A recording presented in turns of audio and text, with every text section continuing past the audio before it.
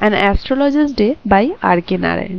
এই ক্লাসে an astrologer's day থেকে ভোকাবুলারি বেসড, ফ্যাকচুয়াল, থিমাটিক এছাড়াও বেশ গুরুত্বপূর্ণ কিছু সিম্বলিক এমসিকিউজ নিয়ে আলোচনা করব। এর আগেও অ্যান অ্যাস্ট্রোলজার্স ডে থেকে টেক্সট বেসড এবং গ্রামার বেসড বিভিন্ন সেকশনের উপরে আলাদা আলাদাভাবে এমসিকিউজ নিয়ে আমি ক্লাস করিয়েছি। যারা যারা সেই ভিডিওগুলি দেখোনি অবশ্যই আমার চ্যানেলে গিয়ে সেই ভিডিওগুলি দেখে নেবে। আশা করি তাতে তোমাদের আগামী পরীক্ষার প্রস্তুতিতে খুবই হেল্প হবে। ভিডিওর লিংক আমার ডেসক্রিপশন বক্সে দেওয়া থাকছে। এই ক্লাসে যে সমস্ত এমসিকিউজগুলি আলোচনা করব আশা করি এগুলোও তোমাদের আগামী পরীক্ষার প্রস্তুতিতে খুবই হেল্পফুল হবে। তাই বেশি সময় নষ্ট না করে সরাসরি কোয়েশ্চেন আনসার আলোচনাতে চলে যাই। প্রথমে আসছে vocabulary based MCQs. What is the meaning of the word astrologer as used in the story? এই স্টোরিতে অ্যাস্ট্রোলজার এই যে শব্দটা ইউজ করা হয়েছে তার মানে কি? আ scientist who studies planet, a person who predicts the future using the stars, a priest, a monk. Obviously a person who predicts the future using the star তাকেই অ্যাস্ট্রোলজার বলা হয়। a person who predicts the future using the stars explain করে দিয়েছি। in the story astrologers read palms and uses stars to tell fortune. So এখানে right answer হয়ে যাবে option B. Next question, what does the word trappings in the line he had the trappings of a professional astrologer most likely mean? তাহলে এই লাইনটাতে trapping এই শব্দটার মানে কি? Behaviour, tools and appearance, enemies, tricks. Option B হয়ে যাবে right answer. Trapping মানে তার যে সমস্ত যন্ত্রপাতি বা সাজ সরঞ্জাম ছিল সেগুলোকে বলছে। তার টুলস মানে ওই সাজ সরঞ্জাম বা যন্ত্রপাতি, এবং তার অ্যাপিয়ারেন্স তার উদ্ভাবন বা তার উদ্ভব হওয়াটা কি ধরনের ছিল সেটাকেই বলা হচ্ছে ট্র্যাপিংস। মানে সে কি সাজসজ্জা এবং কি পোশাকে পরিহিত ছিল সেই সমস্ত জিনিসগুলোকে এক কথায় ট্র্যাপিং সাজেস্ট করছে। এখানে এক্সপ্লেইন করে দিয়েছি। Trappings refer to the outward signs or accessories associated with a role. বোঝা গেল? ট্র্যাপিং মানে তার পোশাক পরিচ্ছদ, সাজ সরঞ্জাম সবকিছুকেই এখানে একত্রে ট্র্যাপিং বলা হচ্ছে। অপশন বি হয়ে যাবে right answer. Next, the astrologer wore a turban, saffron robe and sacred ash too. তাহলে অ্যাস্ট্রোলজার যে সেই পাগড়ি, যে স্যাফরন রোব মানে ওই গেরুয়া কালারের যে রোব, এবং স্যাক্রেড অ্যাশ এবং ওই পবিত্র ছাই, এই সমস্ত কিছু যে পরিধান করেছিল, টু কিসের জন্যে? Show his religious devotion, protect himself from the sun, give the appearance of wisdom, follow the family tradition. অবশ্যই give the appearance of wisdom, তার যে নলেজ বা জ্ঞান রয়েছে সেটা শো করানোর জন্যই, সেটা দেখানোর জন্যই সে এই ধরনের একটা পোশাক বা এই ধরনের একটা সাজ দিয়েছিল। অপশন সি হয়ে যাবে রাইট অ্যান্সার। এখানে এক্সপ্লেনেশন দিয়েছি, he dressed this way to look convincing and impress his clients, যাতে করে মানুষের মনে হয় যে সে খুব ভালো একটা জ্যোতিষী এবং তার কাছে সবাই আসে, বিশ্বস্ত মনে করে তাকে, তাই সে এই ধরনের একটা সাজ দেয়। Next, in the story the word gleam in a gleam of light refers to. এই যে গ্লিম অফ লাইটে গ্লিমের মানে কি? A loud noise, a sudden movement, a brief or faint light, a bright colour. এখানে গ্লিম মানে হচ্ছে a brief or faint light, একটা ছোট্ট এবং ক্ষীণ আলো, সেটাই হচ্ছে Glim.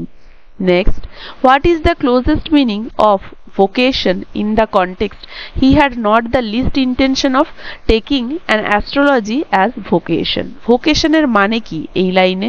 Interest, profession or career, education, hobby. দেখো, ভোকেশন মানে সে কি পেশাকে বা কি কেরিয়ারকে নিজের জীবনে চুজ করবে সেটাই বুঝিয়েছে। অপশন বি হয়ে যাবে right answer, profession or career. এখানে ভোকেশনের মানে এটাই সাজেস্ট করছে। Next question, the word muttered in he muttered a few words most likely means. Options: whispered clearly, spoke loudly, said something softly and unclearly, and chanted a hymn. দেখো, মার্টার্ড এর মানে কি? এই লাইনে মার্টার্ড এর মানে কি? মার্টার্ড মানে হচ্ছে সফটলি, আস্তে আস্তে এবং অস্পষ্টভাবে কিছু বিড়বিড় করে বলা, সেটাই হচ্ছে মার্টার্ড। অপশন সি হয়ে যাবে right answer, said something softly এবং unclearly. Next question, What does the word impetuous mean in an impetuous client confronted him? Impetuous client confronted him, এখানে impetuous এর মানে কি?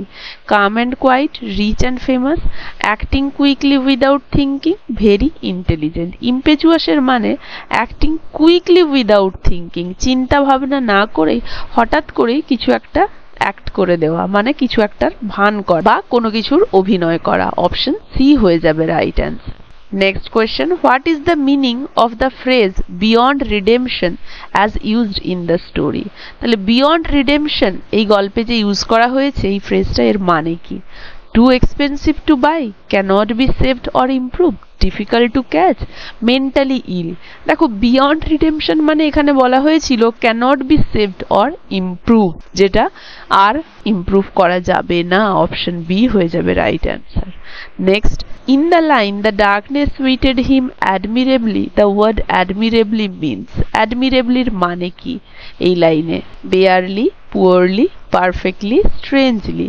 পারফেক্টলি, অপশন সি হয়ে যাবে রাইট অ্যান্সার। অ্যাডমিরেবলি মানে এখানে একদম উপযুক্তভাবে, পারফেক্টলি, অপশন সি হয়ে যাবে রাইট অ্যান্সার। বোঝা গেছে? এরপরে কিছু ফ্যাকচুয়াল এমসিকিউজ নিয়ে আলোচনা করব। প্রথমে বলা হয়েছে, where does the astrologer conduct his business? কোথায় এই অ্যাস্ট্রোলজার তার ওই ব্যবসাটা স্থাপন করেছিল বা ঘটিয়েছিল, মানে কোথায় সে বসতো তার ব্যবসা করার জন্য? In a temple, under a tamarind tree, in a market stall, on the banks of a river.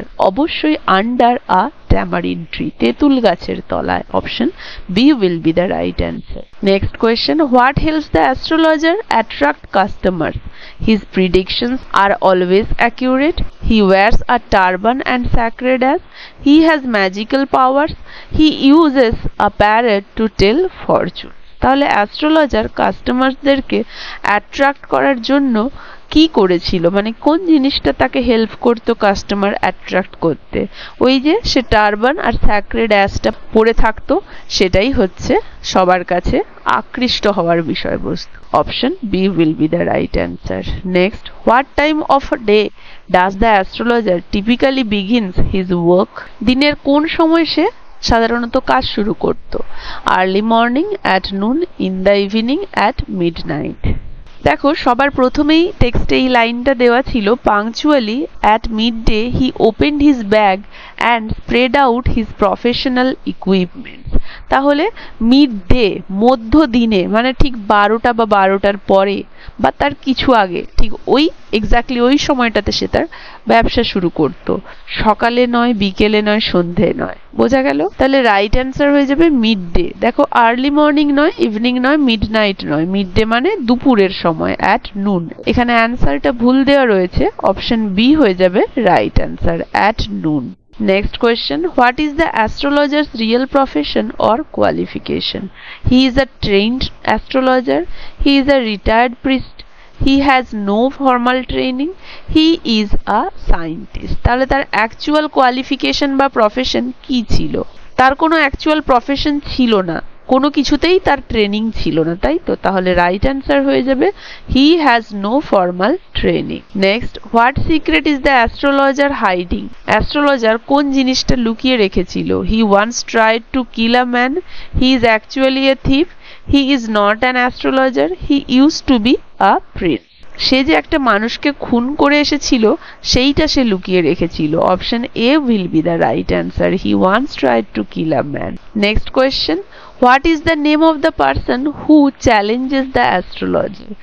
সেই ব্যক্তিটির নাম কি ছিল যে অ্যাস্ট্রোলজারকে চ্যালেঞ্জ জানিয়েছিল? গুরু নায়ক, সেতু, Ramu, Shankar. Guru Nayak, option A will be the right answer. Next question, what does Guru Nayak want from the astrologer? অ্যাস্ট্রোলজারের থেকে গুরু নায়ক কি জানতে চেয়েছিল বা কি চেয়েছিল? To learn astrology, to find out about his enemy, to locate his lost son, to know about his future. সে জানতে চেয়েছিল তার শত্রুটা সম্পর্কে, মানে তাকে যে মেরে ফেলে রেখে পালিয়েছিল। To find out about his enemy, option B will be the right answer. Next question, what lie does the astrologer tell Guru Nayak? Guru নায়ককে অ্যাস্ট্রোলজার কোন মিথ্যেটা বলেছিল? That his enemy is dead, that he will be rich, that he is in danger, that his friend will betray him. সে বলেছিল যে তার যে শত্রু সে already মারা গেছে, option A. that his enemy is dead এটাই অ্যাস্ট্রোলজার তাকে বলেছিল, option A will be the right answer. Next, how does the astrologer feel after Guru Nayak's leaves? গুরু নায়ক চলে যাওয়ার পরে অ্যাস্ট্রোলজার কি অনুভব করেছিল?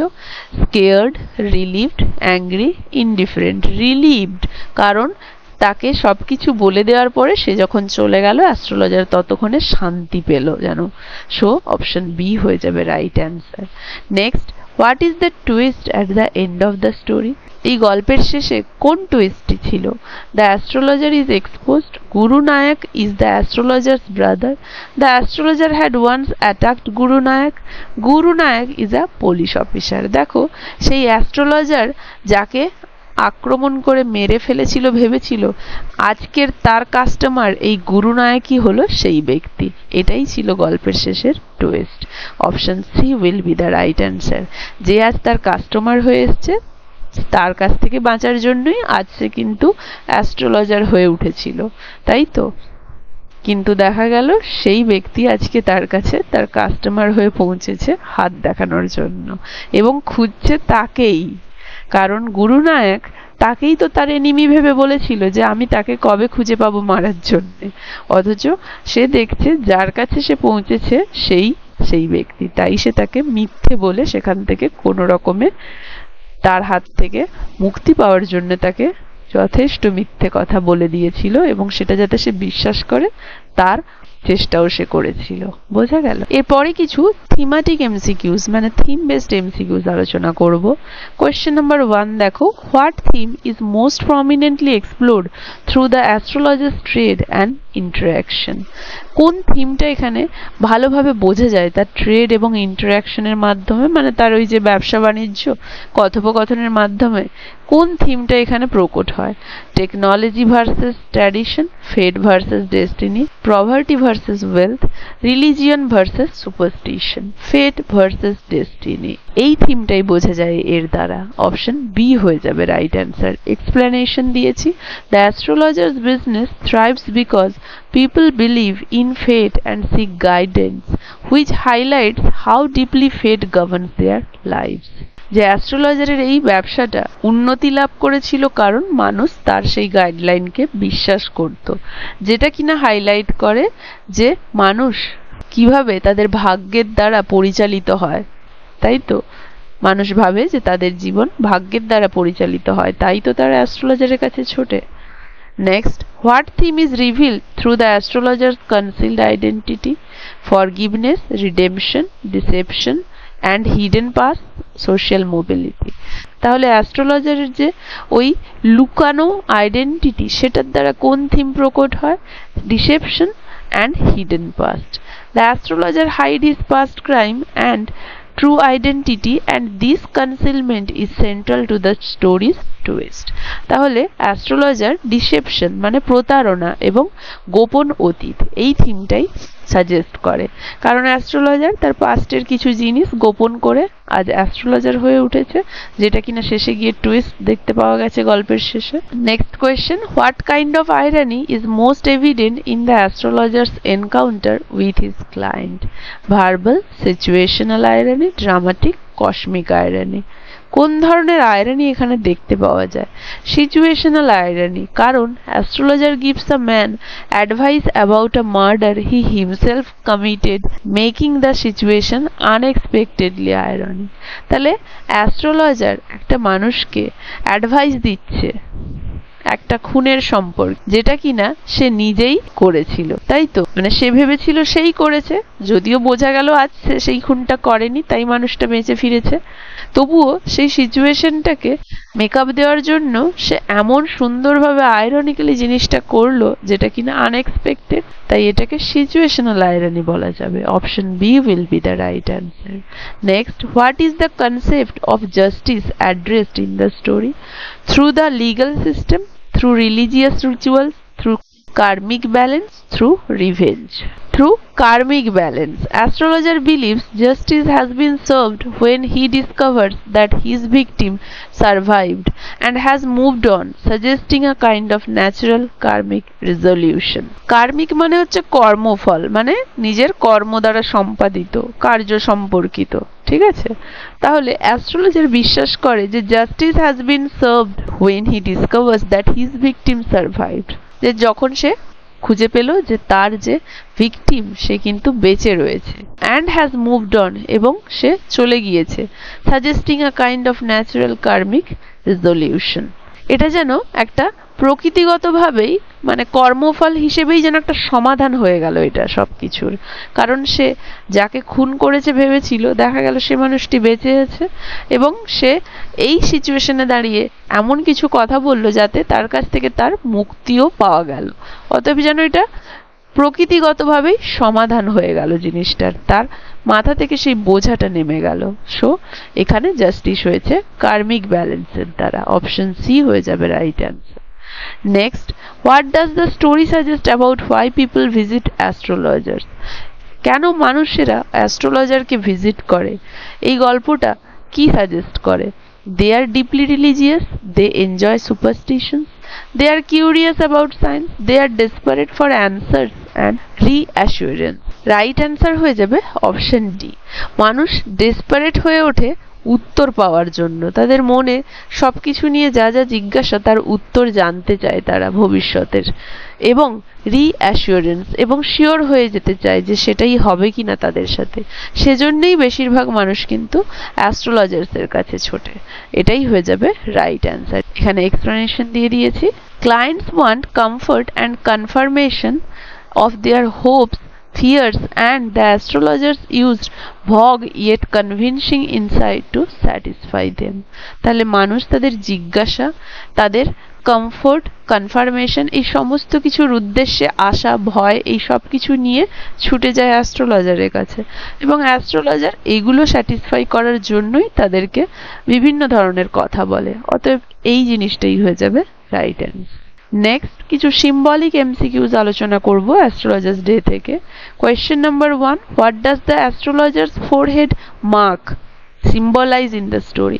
তাহলে তার কপালে যে তিলক পরা ছিল সেটা কিসের প্রতীক? His devotion to religion, his desire to appear wise and holy, his connection with the divine, his actual powers of prediction. তাহলে কপালে যে তিলকটা করে বসেছিল সেটার মানে হচ্ছে his desire to appear wise and holy. সে দেখাতে চেয়েছিল যে অ্যাস্ট্রোলজার হিসেবে তার খুব জ্ঞান এবং সে খুব পবিত্র একজন ব্যক্তি, এবং এই প্রফেশনে যুক্ত ব্যক্তিরা পবিত্র জ্ঞানী হলে তবেই না মানুষ তার কাছে আসবে, তাকে বিশ্বস্ত মনে হবে। তাহলে তার অ্যাপিয়ারেন্সটা যাতে খুব জ্ঞানী মনে হয়, বিশ্বাসযোগ্য মনে হয়, পবিত্র মনে হয়, যাতে করে তার কাস্টমার বেশি আসে, এটাই ছিল তার উদ্দেশ্য। বোঝা গেছে? এক্সপ্লেন করে দিয়েছি এখানে।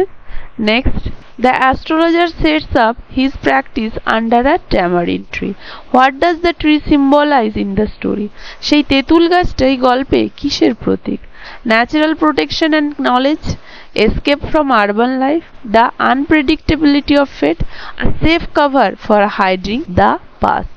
এখানে অ্যান্সার হয়ে যাবে safe cover for hiding the past. গাছটা যেন অতীতকে ঢাকানোর একটা কভার হিসেবে এখানে প্রতীক হয়ে দাঁড়িয়েছিল।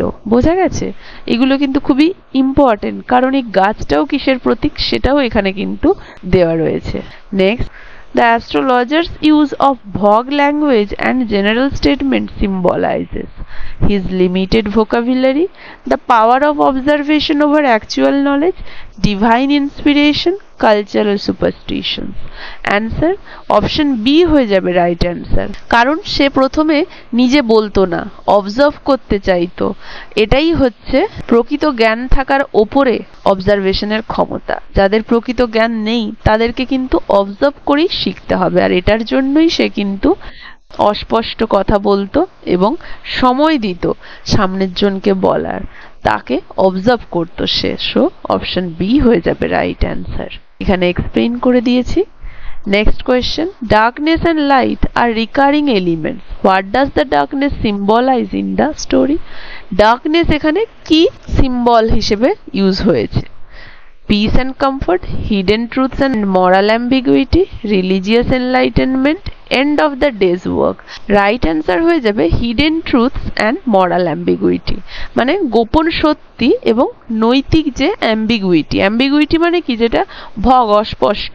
And the last question, the clients appearance from the shadows can best be seen as symbolic of a divine test, the re-emergence of the astrologer's fate and guilt, his wish coming true, the arrival of justice।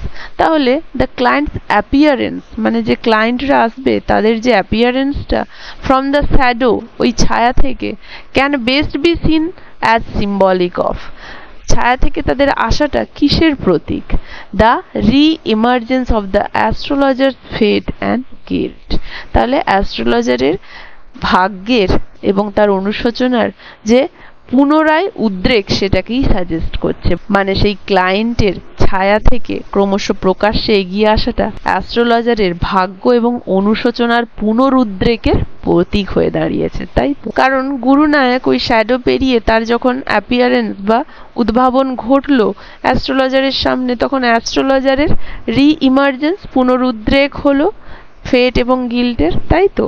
তাহলে তার ফেট এবং গিল্টের যে রি emergence সেটারই symbol হিসেবে দেখা দিচ্ছে ক্লায়েন্টের অ্যাপিয়ারেন্সটা।